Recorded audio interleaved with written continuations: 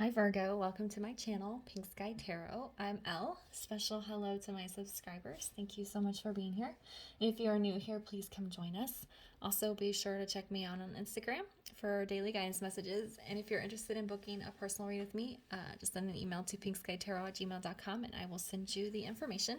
My Instagram handle and email are down in the description box.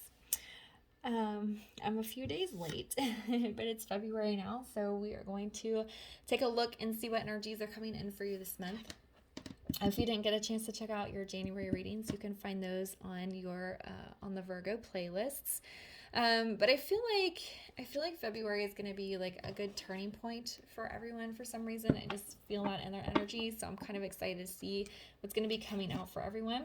And then make sure you guys come back next week for your love reading. It's perfect timing because it's right before Valentine's Day, right? All right, so this is going to be for Virgo, Sun, Moon, Rising, Venus. So if your sun sign doesn't resonate, be sure to check out the other placements in your chart. And this is a general reading, guys, so make sure you're just taking the messages that resonate for you. All right, Spirit, what energies are going to be coming in for Virgo in the month of February? What energies are going to be coming in for Virgo in the month of February?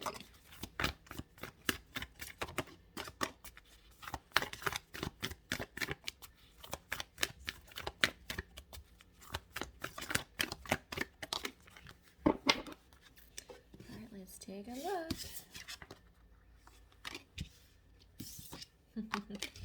All right, Virgo, we have the emu. It's time to go on a new adventure. Or this is a good time for a new adventure. We have the tiger. You are being called upon to provide leadership, so trust you're capable of doing so. And then we have the panda. Create a sacred space for yourself in your home and your workplace. It's interesting to me because I just did the Virgo reading. I used a different deck, but the temple card came up right here, which is also talking about sacred space. So if you have a lot of earth in your chart, or if you have Taurus somewhere in your chart, you maybe want to check the reading out because I am getting a very similar vibe here, especially with the card with the same phrasing, same energy landing in the same spot.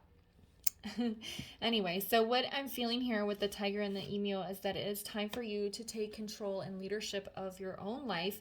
And I think for a lot of you, that is going to be going on these new adventures. It doesn't have to be a literal adventure, though you could decide to like sell your house and all your stuff and go traveling for a year.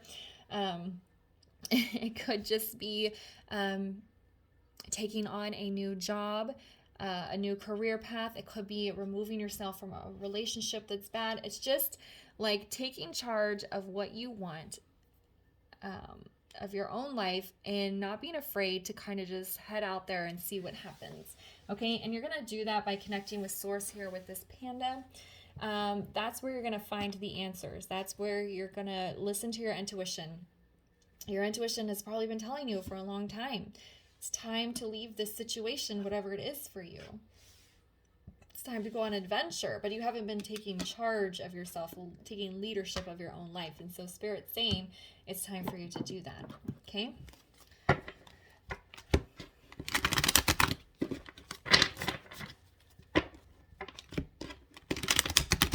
All right, so let's get some tarot here and find out what else. Let's build on this for Virgo. What other energies are coming in for Virgo this month?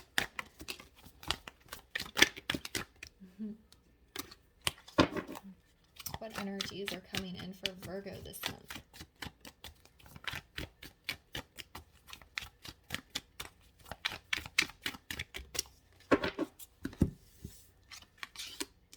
Okay. Yeah. All right, so we have Seven of Pentacles. We have the Seven of Swords. And then we have the Nine of Swords and the reverse. Lots of air energy for you guys. All right, so the Seven of Pentacles is this what are you waiting on energy. I feel like your intuition has been calling you to do something for a while, and you're kind of like, I should wait and see. Maybe now's not the right time. Maybe I want to see how it works out for somebody else before I take the risk. And there's just kind of like this like wait and see kind of energy happening here. But the emu is saying it's time to, this time is now. So it's like kind of, what are you waiting for here? And the Seven of Swords, particularly landing underneath this tiger energy of taking leadership, is kind of this self-deprecation energy. I don't know if it's going to work out. I don't know if I can handle it. It's too big of a change. It's kind of like lying to yourself and telling yourself that, you know, it's like talking yourself out of doing something. But if you look here, this Nine of Swords is in the reverse with this panda, the sacred space, the going within, listening to your intuition. And once you do that and you kind of surrender to what Spirit has been telling you, this anxiety is just going to fall away. And you're going to feel a big sense of relief here. And you'll be able to take charge of yourself. You won't be in this lying and waiting energy. It's interesting, there's 2 sevens here. I can't remember what sevens mean. But so sevens might mean something to you guys. Actually, I'll just get the book and look real quick. I know one of my tarot decks has, the book has a number of meanings. I can look super quick. Sevens, revision, review, uncertainty, need for clarification, pausing. So yeah, it's like you've been in this paused energy. You have been thinking about your life, revision. You're like, I can see the changes I need to make. I know I should do it, but I'm kind of scared. And you're waiting, that pausing. Like, what are you waiting for? That's what I heard when I saw the Seven of Pentacles. Like, what are you waiting for? The time is now. There's no greater time than now, right? That's what the saying is. All right, so let's find out why this Seven of Pentacles is here. Okay, yeah, so we have the Magician. It's in the reverse here. He came out a little bit sideways, but it's saying you have the ability to manifest whatever it is that you want, this new adventure. It's kind of like energy that's just sitting still. There's nothing happening with it because you're waiting. Why are you waiting to manifest this? What is getting in the way of this new adventure? What's the hesitation? What is the fear? And that's why you go into temple. This temple, that's the card that was here. That's why you go into this sacred space and you figure out, what is holding me back? Why do I not trust myself? Why do I not feel strong enough? Okay, why am I waiting? This kind of goes more with this card, but why am I waiting to manifest this? What is this fear? These lies I'm telling myself? Why am I doubting myself so much? And why is the Seven of Swords here? Okay. Yeah, the Seven of Cups. Oh, there's another card stuck to it with the Page of Swords in the reverse. Seven of Cups. Oh, that's so funny. Another 7. So it's like you're overthinking this, okay? Of course, you want to weigh your options, and if you're going to make a big decision, you want to make it kind of carefully, but you don't want to be thinking so much that you get into the Seven of Swords energy where you're lying to yourself or start doubting yourself, or kind of that imposter syndrome of, I probably can't handle this change. That's what's going to hold you back. So you don't want to sit in the Seven of Cups, daydreaming, sorting it out, weighing options energy for too long. The Page of Swords in the upright can be like collecting information, like trying to figure something out. And I think with it being in the reverse is like, you don't have to know everything. You don't need to know all the details. Of course, you want to have a general idea and plan of what you're going to be doing, but don't overthink it. I feel like that's kind of the energy of these clarifiers on this Seven of Swords. Is like, don't overthink it. Make your plan. Don't have doubts. But you don't need to overthink it. And why is the Nine of Swords in the reverse here?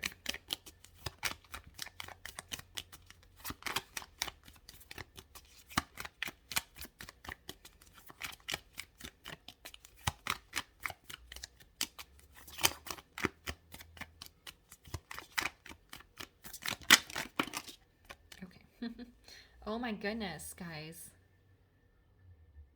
Okay, so normally I would not take this many clarifiers, but oh my gosh.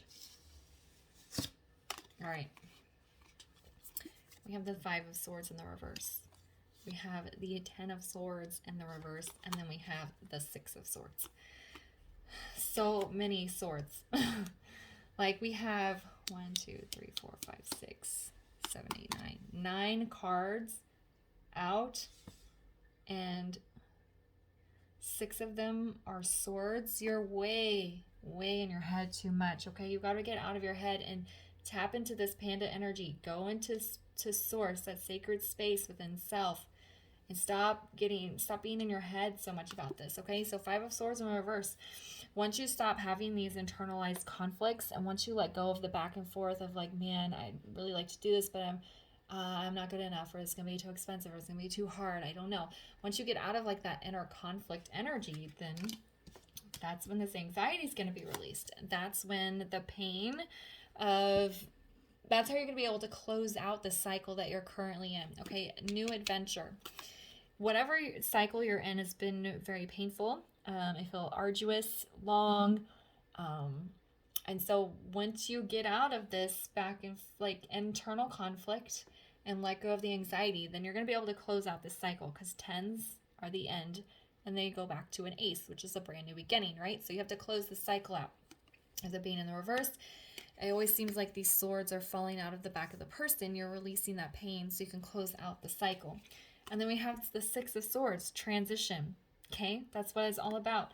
Once you connect with source, you are honest with yourself about what you want and what needs to happen, what your next phase needs to be, you're going to be able to transition. You're going to be able to move forward. It's probably going to be a little bit slow, because it is like a minor arcana versus major, but it's okay. You're getting in the boat. You're crossing the river. You're not staying stuck where you are, okay?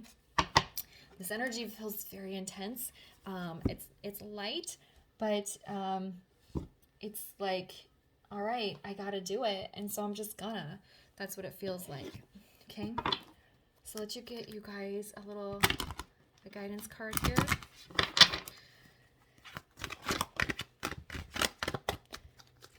Can we get a guidance card for Virgo, please?